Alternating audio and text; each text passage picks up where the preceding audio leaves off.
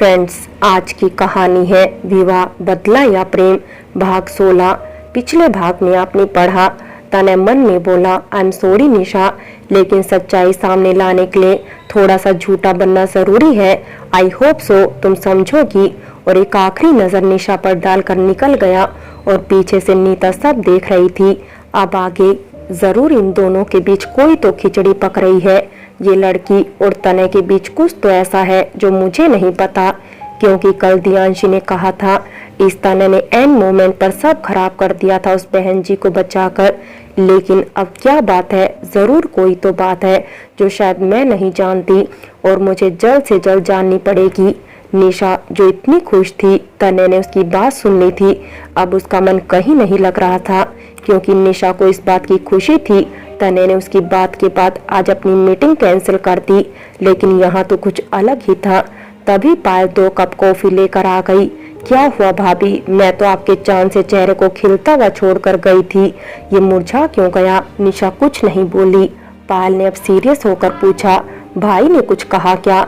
निशा ने ना में गर्दन हिलाई। नहीं पायल, कुछ भी नहीं हुआ, मैं तो बस कुछ सोचने लगी थी। लाओ, अच्छा मुझे कॉफी दे दो, बहुत मिस किया मैंने इसे। लेकिन पायल समझ चुकी थी। वो निशा से थोड़ी दूर हुई और उसने अपने एक दोस्त को कॉल किया जिसका घर दियांशी के पास था। जब भी वो चुड़ैल घर से बाहर निकले उसका पीछा करना और मुझे वीडियो भेजना उसकी, और ये कहकर फोन काट दिया। पायल मन ही मन में बोली, बस भाई, अगर आज आपने कुछ ऐसा किया होगा ना, या आप उस दियांशी से मिलने गए होंगे, मैं आपको कभी माफ नहीं करूंगी। करुणा जी नौकरों को कुछ समझा रही थी, तभी पीछे से किसी की आवाज आई, अब तो बहू भी आ गई, अब तो थोड़ा आराम कर लिया करो दीदी। करुणा जी जैसे ही पीछे पलटी, सामने अनीता खड़ी थी और उसके पीछे अवनी थी। अरे अनीता, तू आ गई, और तेरी ये दरवाजे पर खड़े होकर बात करने की आदत नहीं गई ना? अनीता मुस्कुराकर अंदर आई। पीछे अवनी ने आकर अपनी मौसी के पैर छुए। करुणा जी ने उसको गले से लगा लिया। वाह, तू तो कितनी बड़ी हो गई अवनी। अवनी, पता है जब तू 10 साल की थी, जब तेरी माँ अमेरिका चली गई थी, और आज इतने दिनों के बाद कितनी बड़ी हो गई है। बस बस रहने दो दीदी, अपनी गलती नहीं मानोगी। कैसे इतनी बार अमेरिका जाने के बाद भी आपने एक बार आना जरूरी नहीं समझा और तने की शादी भी कर दी। अरे, आपने बहू का फोटो भी नहीं भेजा, और मीडिया को बुलाने से फोटो तो बाहर आ जाते, लेकिन आपने उन बेचारों को भी नहीं बुलाया। बस रहने दे अनीता, मैं ही जानती हूँ मैंने उस अकड़ू की शादी कैसे की। खैर तू ये सब छोड़, ये बता कोई परेशानी तो नहीं हुई ना आने में?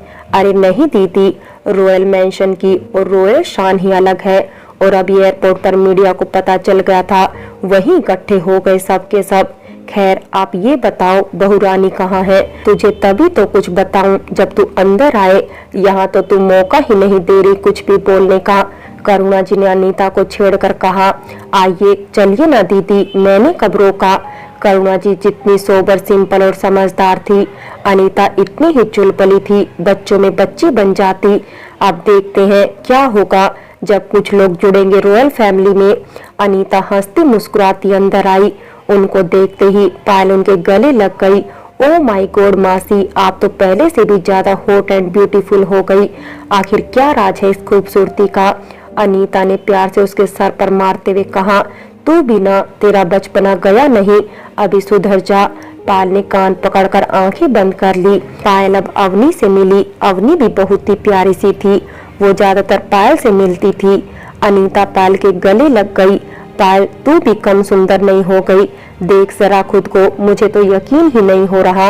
सब आपस में बहुत खुश थे। तभी अनीता की नजर सामने निशा पर पड़ी, जो थोड़ा अनकंफर्टेबल सी होकर सबको देख रही थी। जब करुणा जी ने अनीता की नजर का पीछा किया तो वो समझ गई। करुणा जी जल्दी से बोली, ओ अनीता, देख हमारे घर के स्पेशल मेंबर से नहीं मिली तू। ये मेरी प्यारी सी बहू कम बेटी ज्यादा निशा। निशा रॉयल जितनी प्यारी शक्ल से उतनी प्यारी दिल से है। निशा ने जल्दी से आकर अनीता के पैर छुए। अनीता ने उसको गले से लगा लिया। ना बेटा ना, तू तो वो फूल है जो सर पर अच्छा लगता है, पैरों में नहीं। दीदी, आपने तो हीरा ढूंढा है। मैं तो सोच रही थी ये रॉयल परिवार में अप्सरा कहाँ से आ गई। अनीता को निशा बहुत पसंद आई थी। वाह दीदी, आपने तो हीरा ही खोज लिया सच में। सच्ची एकदम परफेक्ट बहू है, रॉयल फैमिली में जचती हुई, तनय के साथ कंधे से कंधा मिलाकर चलने वाली। अपनी तारीफें सुनकर अब निशा बहुत ज्यादा शर्मा गई थी। अवनी भी प्यारी सी निशा से मिलकर बहुत खुश हुई थी। निशा की आदत ही ऐसी थी, सबको अपना बनाने वाली।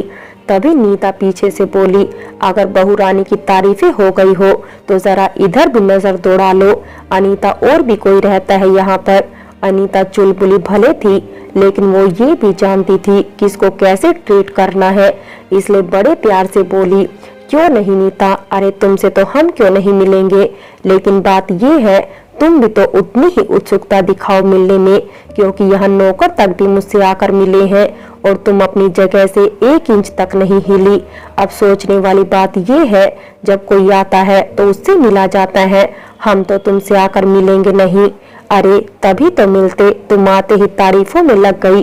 और वैसे भी सीधी सी बात ये है, तारीफ इसकी नहीं हमारे परिवार की है, क्योंकि एक से बढ़कर एक लड़की थी तनय के लिए। पता नहीं भाभी को इसमें क्या पसंद आया। पायल कुछ बोलने ही वाली थी, लेकिन निशा ने उसको चुप करा दिया। पर अनीता चुप नहीं रही और मुस्कुराकर बोली, वैसे नीता देखने वाले के नजरिए के ऊपर होता है, क्योंकि हजारों लाखों लड़कियां सही, लेकिन निशा से अच्छा कोई नहीं निभाती। तनय जैसे इंसान के साथ रहना आसान बात नहीं, जो हर चीज इतना सोच समझ कर करता है। अगर निशा अब तक उसके साथ है, कोई ना कोई वजह तो होगी ही ना। इससे ज्यादा ये बहस आगे बढ़ती। करुणा जी बात को संभालते हुए बोली, चलो बाकी बातें बाद में करेंगे। अनीता अंदर आओ, तुम थक गई होगी। चलो लंच रेडी है, आओ निशा बेटे। अनीता निशा को अंदर बुलाते हुए बोली। पीछे नीता जलती हुई रह गई। आखिर ऐसा क्या जादू करती है ये सब पर, जो हर कोई इसका दीवाना हो जाता है। कुछ तो है इसमें जो मुझे नहीं दिखता। लेकिन नीता को निशा का प्यार और उसका अपनापन नहीं दिखता था, जिसकी वजह से वो बेचारी निशा की दुश्मन बनी बैठी थी। सब खाने की टेबल पर बैठ चुके थे, लेकिन निशा दूर होकर खड़ी हो गई। करुणा जी ने थोड़ा चौंक कर देखा, बेटा आप नहीं आओगी? निशा के पास कोई जवाब नहीं था, लेकिन वो बात संभालते हुए बोली, वो माँ तने मेरे बिना खाना नहीं खाते, इसलिए बस मैं सोच रही थी वो अकेले लंच करेंगे। पायल समझ गई थी निशा क्यों बोल रही है, क्योंकि तने ने नीता की बात पर उसको मना किया था।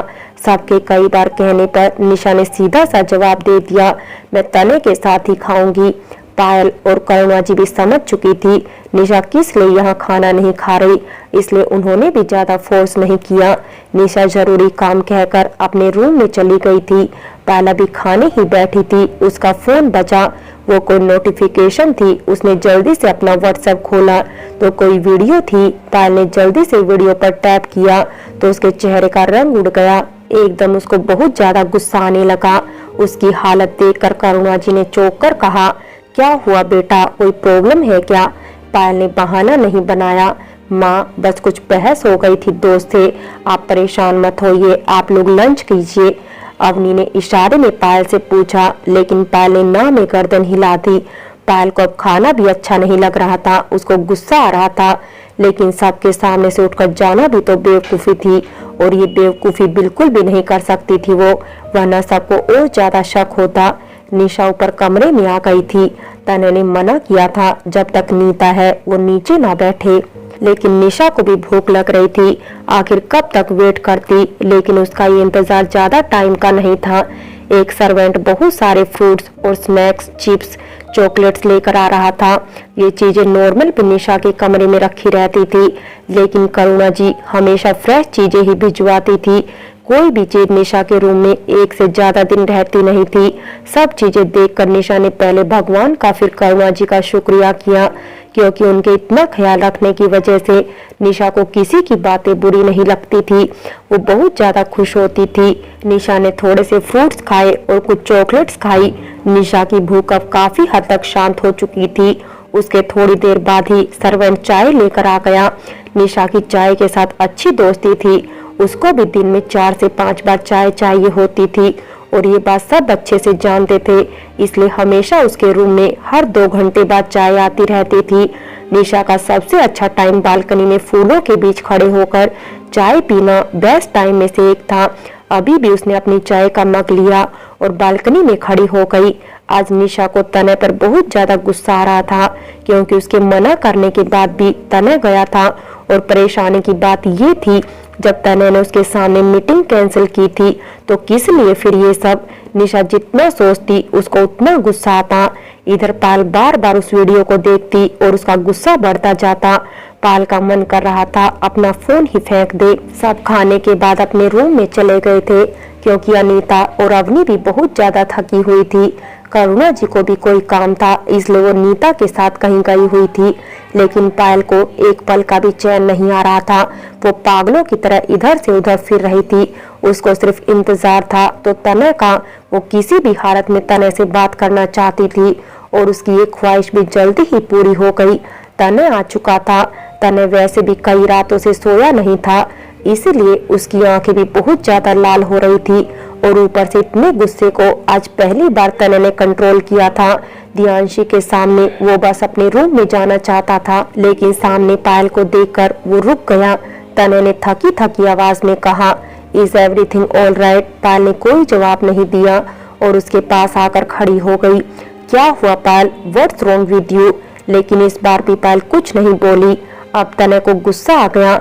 तनय चिल्लाकर बोला, तुम मुझे सुन भी रही हो? मैं तुमसे कुछ बात कर रहा हूँ। पायल से अब अपना गुस्सा कंट्रोल करना मुश्किल हो गया। वो बहुत ज्यादा गुस्से से बोली, कितने बेशरम हो आप भाई। असल में मुझे आपको अपना भाई कहते हुए शर्म आती है। बहुत घटिया इंसान है आप। मैंने आपको कितना समझाया था, उस दियांशी से मत मिलना, भाभी को धोखा मत देना।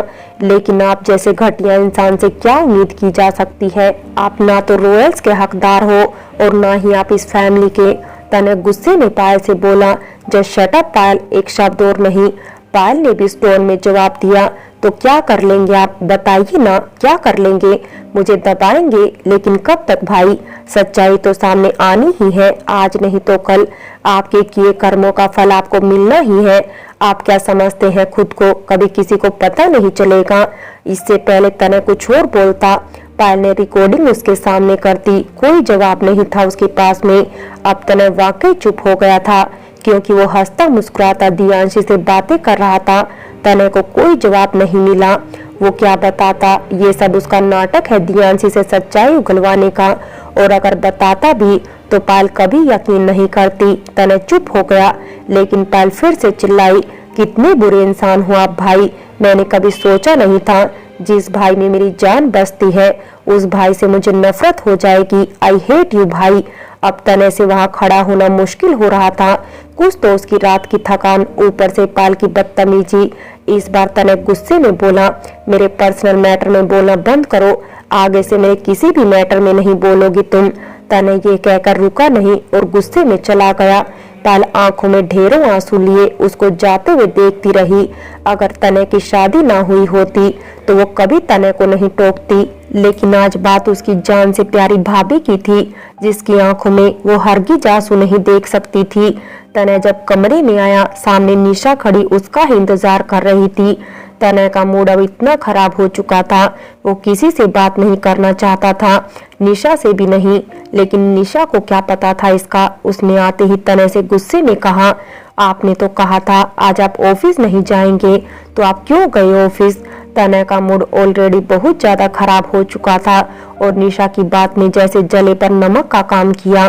तनय ने अपनी लाल आंखों से निशा को घूरा, क्यों? अब तुम मुझे बताओगी कब ऑफिस जाना है और कब ऑफिस से आना है?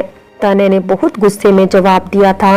अगर निशा को पता होता तनय किस वजह से ऐसा कह रहा है तो वो चुप हो जाती, लेकिन उसको क्या पता था। अब की बार निशा तनय के और करीब होकर बोली, क्यों? मैं क्यों नहीं बताऊंगी आपको? मैं पत्नी हूँ आपकी, हक है मेरा जिसे आप मुझे नहीं रोक सकते।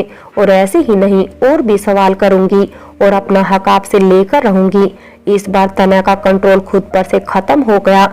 उसने अपना कोट उतारते ही बेड पर फेंका और निशा का हाथ पकड़कर गुर्राया, चलो मैं दिलाता हूँ तुम्हें तुम्हारा हक अच्छे से।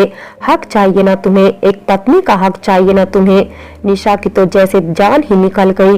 वो बिल्कुल नहीं जानती थी सुबह इतना प्यार दिखाने वाला तनय एकदम से खूंखार शेर बन जाएगा। लेकिन शायद अब देर हो चुकी थी।